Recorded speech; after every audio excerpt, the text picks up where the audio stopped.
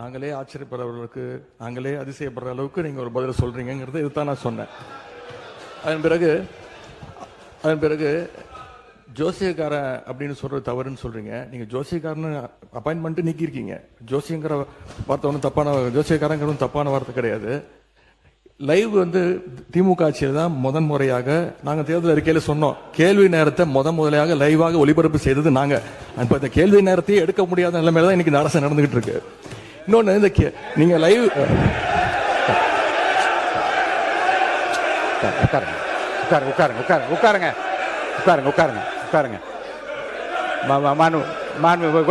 நீங்க எதிர்கட்சி தலைவர் கேள்வி நேரத்தை எடுக்க முடியாத நிலைமை அரசு இருக்கு என்பதை நான் அதை ஏற்றுக்கொள்ள முடியாது. என்றால் ஏற்கனவே நடக்கின்ற எல்லாவற்றையும் வெளியரங்கமாக உங்களுக்கு தெரியும். எத்தனை கேள்வி அனுப்பி இருக்கிறோம், எத்தனை பதில் வந்திருக்கிறது. அந்த கேள்வி நேரத்தை நடத்த முடியாத நேரத்திலும் மாண்புமிகு உறுப்பினர்களை 55 விதியின் கீழ் கொடுக்கப்பட்டிருக்கிற தீர்மானங்களை எல்லாம் இங்கே கேள்விகளாக கேட்டு கூட பதில் பெற முடியுமா என்று பார்க்கின்ற முறை இங்கு கடைபிடித்து வருகின்றோம். எனவே கேள்விகளை பெறுவதில் கால தாமதம் இருந்தாலும் கூட இப்போது பதில் வரப்பெற்றிருக்கு. நேற்று முன்தினம் கூட அறிவித்திருக்கிறேன். 10 கேள்விகளுக்கு பதிலாக 5 கேள்விகளாக எடுத்துக்கொள்கிறோம் என்று நான் அறிவித்திருக்கிறேன். எனவே எடுக்கப்படவில்லை. நீங்க சொல்வதெல்லாம் நான் ஒத்துக்கிறேன். நான் உங்களை குறை சொல்லவே இல்லை. உங்களை நாங்கள் பாராட்டுகின்றோம். உங்களுக்கு ரொம்ப பொறுமையாக எல்லாரையும் ஹேண்டில் பண்றீங்க. அதை பத்தி நாங்கள் கவலைப்படல. நேரலை நாங்கள் செய்யவில்லை அப்படின்னு சொன்னாங்க. சட்டமன்ற வரலாற்றிலே முறையாக நேரலை செஞ்சது திராவிட மாடல் அரசு, எங்களுடைய தலைவர் அவர்கள் தான்.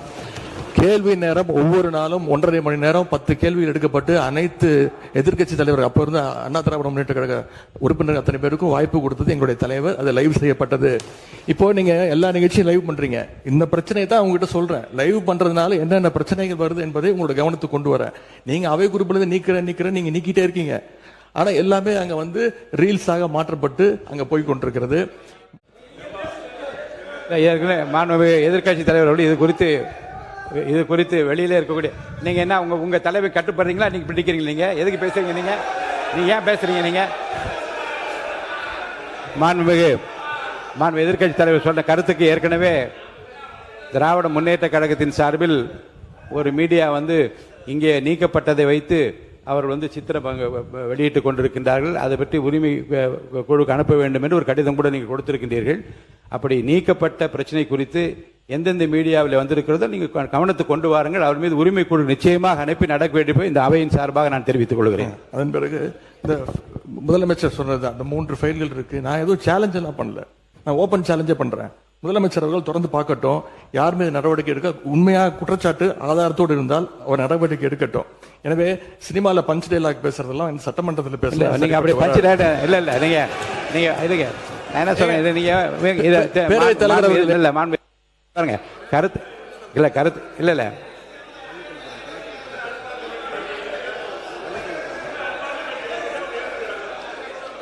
மாண்புமிகு பள்ளி கல்வித்துறை அமைச்சர், மாண்புமிகு பேரவைத் தலைவர் அவர்களே, முதல்ல உட்காருங்க.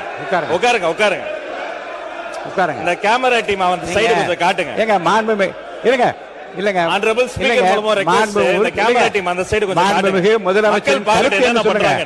அத நீங்க சினிமா நடிப்பது போல பஞ்ச் டயலாக்னா எப்படி எழுந்திருக்காம இருப்பாங்க? அப்புறம் தயவுசெய்து சொல்றேன், நீங்க சொல்லுகிற போது முதலமைச்சர் கருத்துன்னு சொல்லுங்க.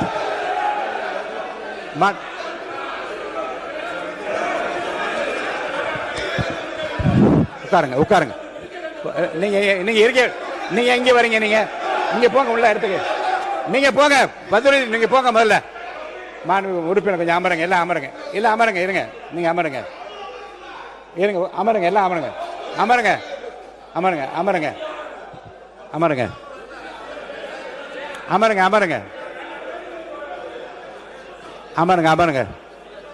மாண்புமிகு உறுப்பினர் கொஞ்சம் அமைதியா இருங்க.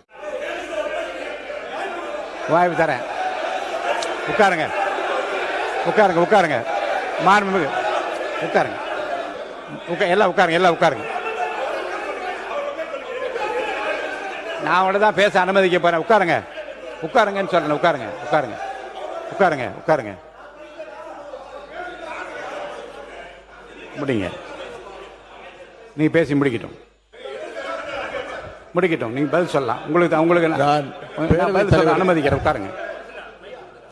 பேரவைத் தலைவர் வாயிலாக நான் கேட்டுக்கொள்வது, தயவு செய்து அந்த ஃபைல்ஸ் எல்லாம் சீக்கிரம் பிரிச்சு பாருங்க. ஏதாவது குற்றச்சாட்டு இருந்தா, அதில் ஆதாரம் இருந்தா, யாராக இருந்தாலும் அவர் மீது நடவடிக்கை எடுங்க. இந்த உருட்டல் மிரட்டலுக்கெல்லாம் திராவிட முன்னேற்ற கழக உறுப்பினர்கள் நாங்க பயப்படுவதற்கான எங்களுக்கு தேவை கிடையாது. மாண்புமிகு உறுப்பினர்கள் இந்த சினிமா போல பஞ்சு டயலாக் என்பதெல்லாம் அவைக்குழு நீக்கப்படுகிறது.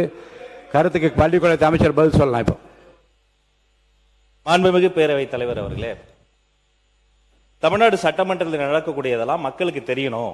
என்னென்ன யார் யாரு தொகுதி சார்ந்த பிரச்சனைகள் கேட்கறாங்க, அதுக்கு பதில் சொல்லணும். நேரலை தரும். நான் உங்க மூலமா ஒரு கோரிக்கை வைக்கிறேன். பேசுங்க. உங்க மூலமா ஒரு கோரிக்கை வைக்கிறேன். முதல் கோரிக்கை என்னன்னா, நம்மளுடைய கேமரா டீம் இந்த எதிர்க்கட்சி வரிசை தொடர்ச்சியா அப்படி கமெண்ட் அடிக்கிறது, உரிமையில பேசுறது, லாஸ்ட் பெஞ்ச்ல இருந்தா டாக்டர் குடுகுடுன்னு எஞ்சிங்க நடுவில் ஓடி வர்றது, இதையும் சேர்த்து ஸ்பிளிட் ஸ்கிரீன்ல காட்டுங்க. இரண்டாவது, மதிப்பிற்குரிய எதிர்க்கட்சி தலைவர் அவர்கள் பேசுகிற போது லைவ் பத்தி சொன்னார். உண்மைதான், அவங்க நேரலையை கடந்த ஆட்சியில மதிப்பிற்குரிய முன்னாள் முதல்வர் அண்ணன் மு.க. ஸ்டாலின் ஆட்சியில அதை தொடர்ந்தாங்க. ஆனா ஒரு நேரலை என்பது வெறும் ஆளுங்கட்சிக்கு சாதகமா இல்லாம முதல் முறை ஆட்சி நேரலை மட்டுமல்ல, முழுமையான நேரலை என்பது வெற்றி தலைவருடைய ஆட்சியில தான் தொடர்ந்து கொடுத்துக்கிட்டு இருக்கோம். மதிப்பிற்குரிய பேரவைத் தலைவர் அவர்கள் நெற்றிக்கண் திறப்பினும் குற்றம் குற்றமேனு நடுநிலையோடு ஒரு கட்சி இரு கட்சி இல்லாமல் அனைத்து கட்சி உறுப்பினர்களினுடைய குரலும், இந்த குரலற்றவர்களின் குரலாக இருக்கக்கூடிய அனைத்து கட்சிகளினுடைய குரலும் பதிவாக வேண்டும் என்பதற்காக தான் சிறப்பாக செயல்பட்டு இருக்கீங்க. அதுல ஏதோ ஆளுங்கட்சி பேசுவதை மட்டும் நீங்க அதிகமாக அவை குறிப்பிலிருந்து நீக்கிறது போல ஒரு தோற்ற மயக்கத்தை நம்ம உருவாக்கிட கூடாது.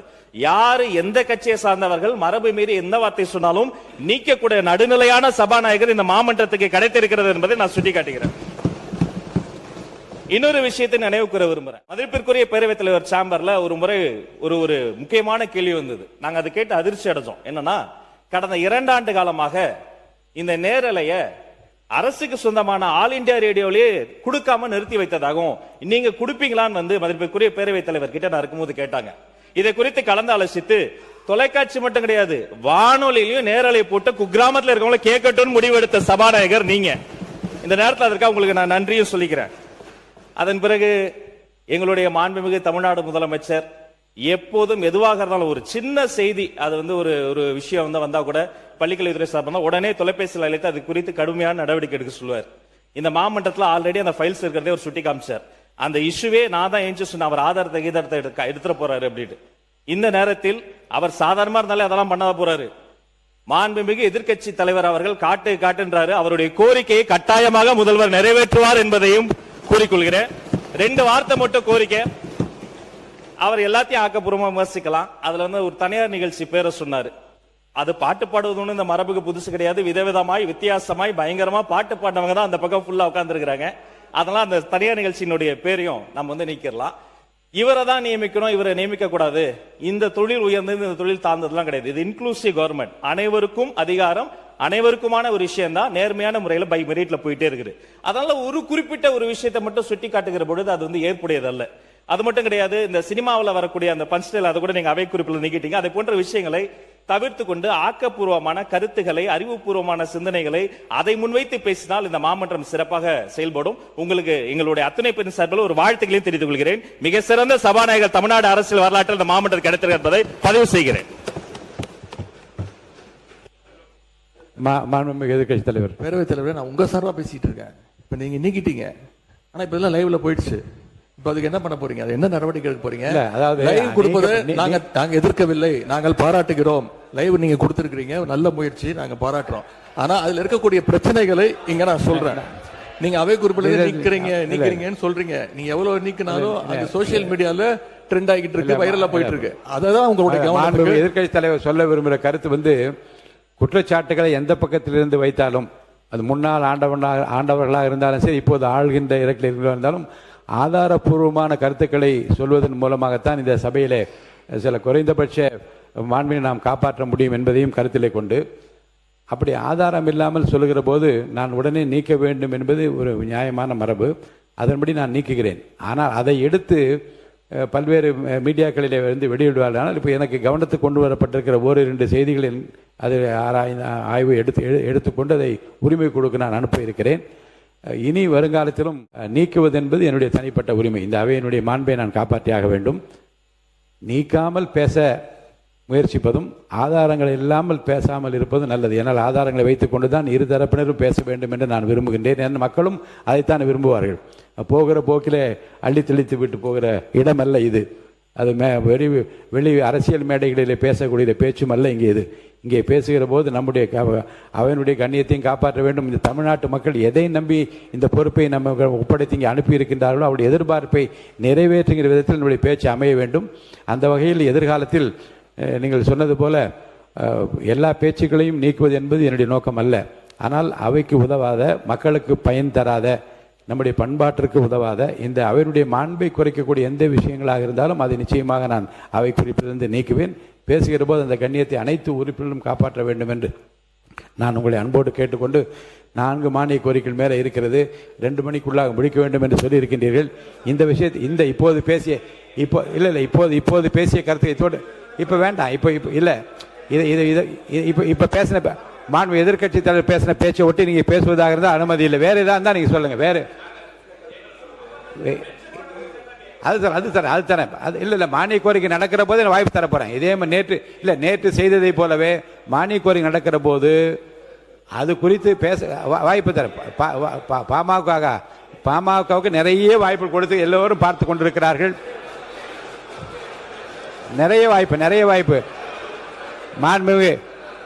மாண்பு உறுப்பினர் முனைவர் சௌமியா அன்புமணி அவருடைய பேச்சு இங்கே எந்த அளவில் அமைந்திருக்கிறது அவையில் இருக்க எல்லாருக்கும் தெரியும். நிறைய வாய்ப்பு கொடுத்தாகிவிட்டது. மாண்புமிகு முன்னாள் முதலமைச்சர் ஓ பன்னீர்செல்வம் அவர்கள் தரேன். பேரவைத் தலைவர் அவர்கள் கண்டிப்பா தரேன்.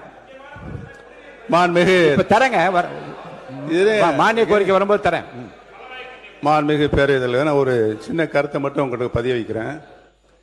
நீங்கள் தலைவர் காலத்திலிருந்து முத்தமிழறிஞர் காலத்தில் அம்மாவுடைய காலம் வரை நீங்கள் இந்த சட்டமன்றத்தில் இருந்திருக்கு. இதுக்கென்று தனி விதி இருக்கிறது, மரபு இருக்கிறது. எல்ஓபி அவர்களுக்குரிய மரியாதையை இந்த அவை கண்டிப்பாக நீங்கள் தர வேண்டும். அவர் எல்ஓபி என்பவர் அமைச்சர் அளவுக்கு எந்த அளவுக்கு கேபினெட்டில் அவருக்கு ஒரு மரியாதை இருக்கோ அந்த அளவுக்கு எல்ஓபி அவர்களுக்கு மரியாதை இருக்கிறது. எல்ஓபி நீங்கள் அழைக்கிறீர்கள், அவர் பேசிக்கொண்டு இருக்கிறார். சடார்னு பொதுப்பணித்துறை அமைச்சர் எதிர்த்து உள்ள கூறுறார், உங்களுடைய அனுமதி கேட்கல. இதெல்லாம் எந்த விதத்தில் நியாயம் சொல்லுங்க. அதோடு மட்டும் இல்லாமல் போன வாரத்துக்கு முந்தின வாரம் நீங்கள் அழைத்து விட்டீர்கள், எந்திரிக்கிறார். பேச ஆரம்பித்ததுக்கு முன்னால் இன்னொருத்தரை அழைக்கிறீர்கள். இது மாதிரி 4 முறை அவர் எந்திரிச்சு உட்கார்றார். இது எந்த விதத்தில் நியாயம் என்று நான் கேட்கிறேன். மாண்புமிகு உறுப்பினர் சொன்னதுக்கு ஒரு கருத்து நான் சொல்லுகிறேன்.